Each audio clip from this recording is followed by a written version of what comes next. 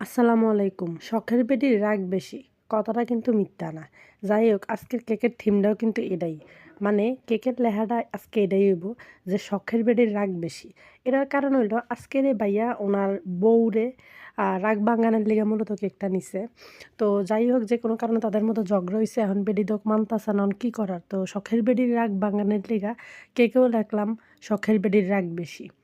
ঘটনা কিন্তু এদিকেই শেষ না। এটা লইয়া যে আজকে কি ঘটনা হইছে, এই কেক আমার সারা জীবন মনে থাকবো। আমার জীবনের একমাত্র মানে মিস্টেক ওলা কেক এটারে বলা যায়। মিস্টেকটা কি তা এটাও কইতাছি। এই কেকের পরে আমি ডিসিশন নিছি জীবনে আর কেকের ছবি কেউরে ডেলিভারির আগে দিতাম না। কি এরে এটা আপনারা কুদ্দুর পরে টের পাইবেন। উনি কইলো ছবি দিতে দিলাম। উনি কইতাছে ওইটা সুন্দর লাগে না। তো শখের বেডির উপরে আমি চকলেট দিয়ে দিলাম, এটাও পছন্দ না। তারপরে গানাশ দিলাম, এটাও পছন্দ না। ৩ থেকে ৪ বার শুধু ডিজাইনটা চেঞ্জ করেছে। পরে মেজাজটা এত খারাপ হইছে আর কি কমু। কারণ এখানে তো আসলে রাগ হইয়াও পারতাম না। কারণ এটা আমার দায়িত্ব। তো যেহেতু উনার পছন্দ হইছে না, আমি তো পছন্দ সইতে দেওয়ান লাগবো। তো আর কি করার?